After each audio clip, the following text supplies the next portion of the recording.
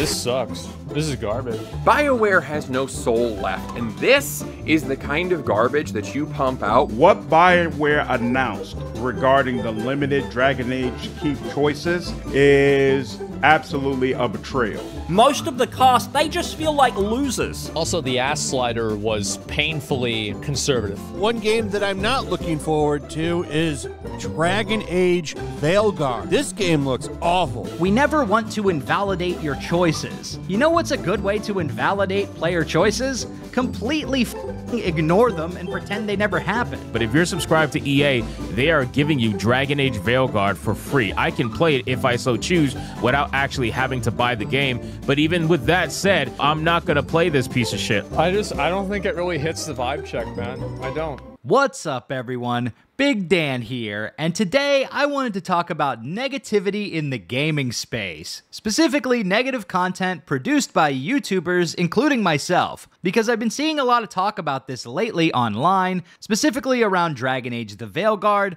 but also around other games like Starfield and Star Wars Outlaws. The online discussions about Dragon Age The Veilguard have been particularly radioactive if you've been paying any attention at all. And it seems like, regardless of what your opinion of the game is, you're bound to be labeled either a shill, coping, or a bigot. Personally, I'm trying to keep an open mind about the Veilguard, but there were a few design decisions that BioWare made with this game that I really do not like, particularly with the combat and the handling of past choices, which I've talked about at length in my coverage of the game. But as I've watched more videos on YouTube and read posts on Twitter, which I don't really recommend doing, by the way, if you want to keep your brain from rotting, I've noticed a common sentiment that gaming YouTubers are only making these negative videos for the purposes of farming views. And as I was editing this video, I just found a perfect example of this sentiment in a video posted by Mark Dara this week, who is best known for his work on Dragon Age Origins and DA2. So we live in this world where media is subject to this outrage culture where any crack, any ability to pull something down is taken, because it feeds the algorithm and it generates more views. To be clear, a bunch of this is pretty disingenuous. This is easy content to make. It can generate a ton of views. It's pretty easy to defend a checklist of things that don't fit the IP, at least within your little rage bubble. It often doesn't matter what you actually believe if you can generate sufficient anger with a listicle of clickbait.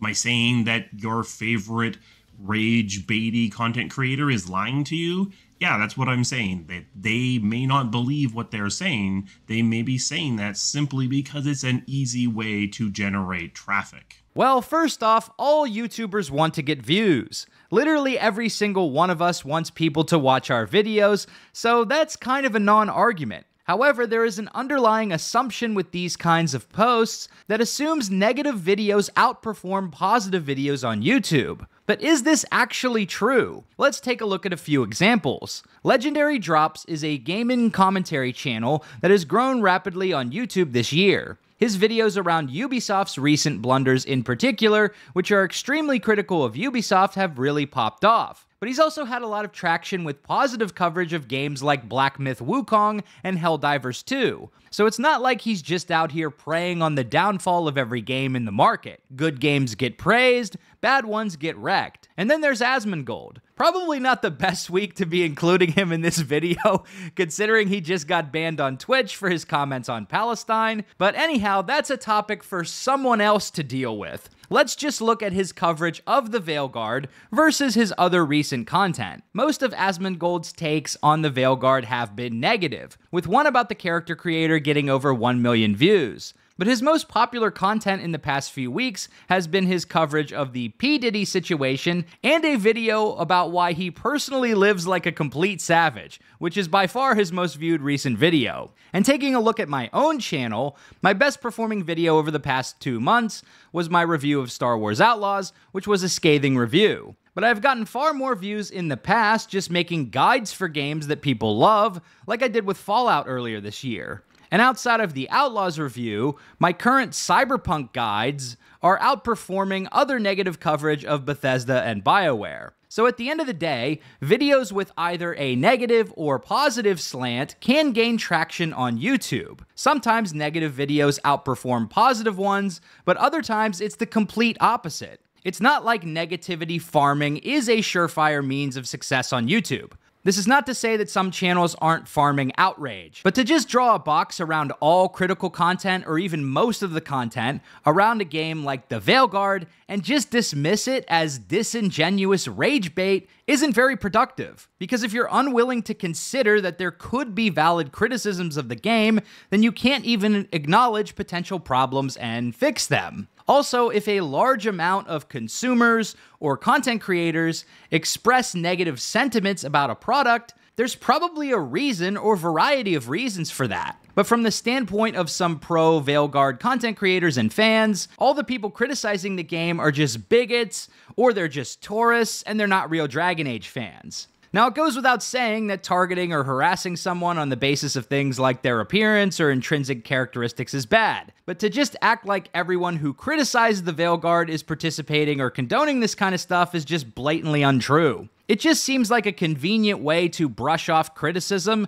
to say it's either fueled by disingenuous rage bait or bigotry. But I wanted to see for myself, what are all these angry YouTubers saying about Dragon Age? So I went to YouTube, typed in Dragon Age Veilguard bad, and watched about 15 videos criticizing the game. And here were the most common criticisms. 1. The Veilguard doesn't capture the vibe or aesthetics of Dragon Age, or something to the effect of, this doesn't feel like Dragon Age. 2. The character models look bad. 3. The combat looks underwhelming, and you can't control your companions. 4. Your past choices don't matter, which is a big departure from how choices were handled in past Dragon Age games. Rip the keep. And finally, some variation of DEI or fuck that, game's woke. Most of the videos I watched were critical of some aspect of gameplay or art style. Maybe a third of the videos fell into the anti-woke bucket, like this video called Dragon Age The Veilguard is a woke abomination. But those kinds of videos are not representative of all the criticism Veilguard is getting. Most of the videos aren't even talking about DEI. They're talking about gameplay and critical missing features that were a staple of previous Dragon Age games. I think this video from Slandered Gaming is a great example. It's a fan of the series talking about why he's disappointed with how BioWare handled past choices being ported over into the game. From my perspective, negativity and criticism serve a purpose. I want video games to be better, especially from franchises or studios whose games I love. So when I see a studio like Bethesda put out a subpar product like Starfield or the Shattered Space DLC, I'm going to have negative things to say about it, because I have direct points of comparison from other good games they have made in the past. If the game were actually good, I wouldn't be making videos like this. I would be diving into the lore and having fun with the choices and consequences, just like I did with Cyberpunk and Baldur's Gate 3. And when it comes to Dragon Age, when I see BioWare making design decisions that cast aside core parts of past Dragon Age games that I enjoyed, like the ability to import past decisions, or the ability to directly control your squad mates, then I'm gonna be mad about that.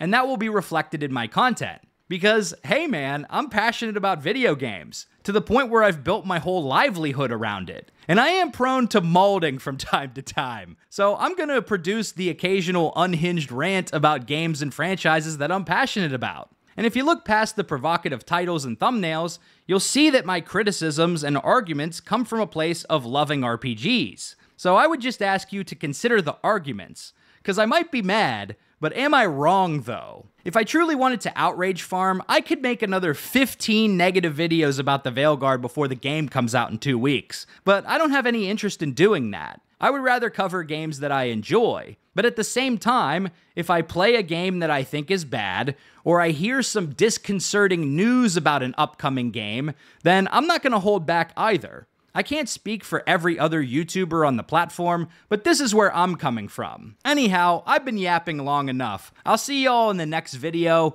which coincidentally will probably be me ranting about Bloodlines 2, because I just learned the devs aren't making the game an RPG anymore. I mean, can you imagine that? Hey, let's make a non-sequel to a cult classic RPG and turn it into a linear walking simulator. It's like every studio this year just keeps stepping on rakes, man, I swear. If you like this video, be sure to subscribe to Big Dan Gaming for more RPG videos and unhinged rants. Big shout out to all the channel members for supporting my content. Until next time, this has been Big Dan. I should go.